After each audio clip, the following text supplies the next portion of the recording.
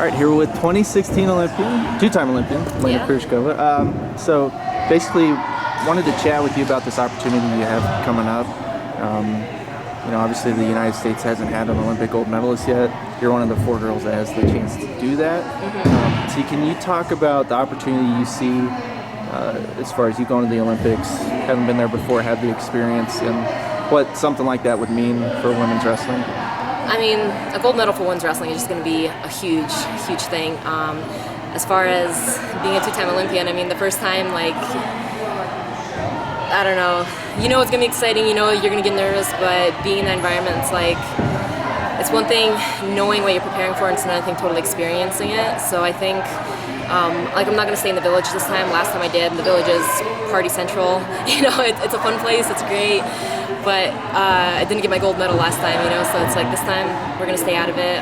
Just a little bit more focused on myself. Like, it really is just another tournament with just like fancier stuff going around. And we have our coach, Valentine, as an official Olympic coach now, which is awesome. And I think that was one of the final pieces that we were working for to help me and Helen to feel really good at the Olympics. So we got that. And I mean, all you have to do now is just train, feel good, make weight.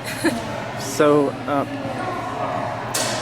being that you're at this point, you're sort of a leader in the, for women's wrestling in this sort of generation. Do you take that responsibility upon yourself? Do you feel that? Well, like, I feel like I do lead, but I think I lead by example. So I don't, like, if I see something, I'll say something. Point, like within the girls, I'm like, hey, you should be cutting weight like this or like this. But I think people notice things around them, so I know a lot of the girls follow my example.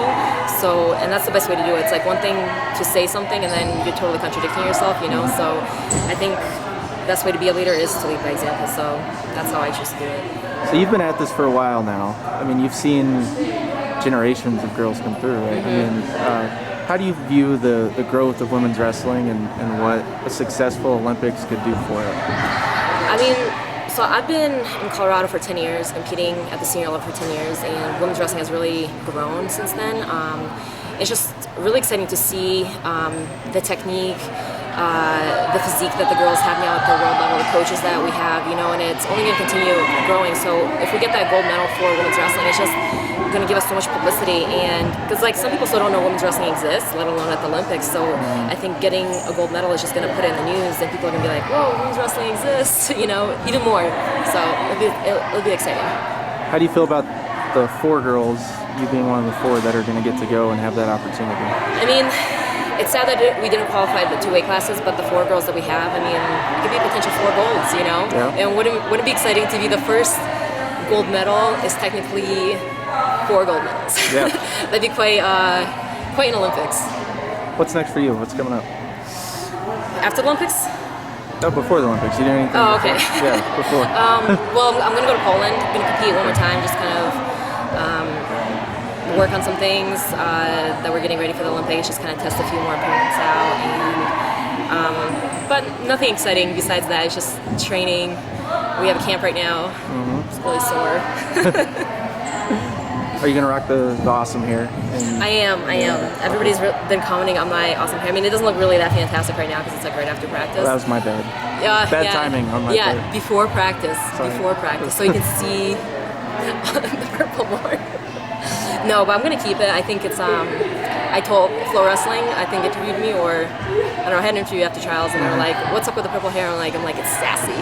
And I told Andy Barth, I was like, I'm sassy. He's like, you always were. I'm like, yeah, but now it's showing, So it's just, I don't know. I think it's like bringing a little attitude to the Olympics, It's a little punky, a little edgy. It's usually like, it was never me before, but I don't know. I like it, so it's going to stay. I like it too. Looks good. So last thing, what are you going to bring to the table? What's the one thing you would say you bring to this team that can help propel it to the goals that you guys set for yourself? Well, I think experience. I mean, like I said, I'm a 2-time Olympian. I've been around this a long time. I'm 19 world member. I know it's bad. I lost track. But I've been around it. A lot of the girls, like I said, going into the first Olympics, I felt like I was experienced, but experiencing the Olympics itself, it was something still so different, So I think just kind of helping guide the girls and be like, hey, this is what I went through, like, do this at the village or don't do this. You know, just little things like that I think will help. You know. Perfect. I appreciate it.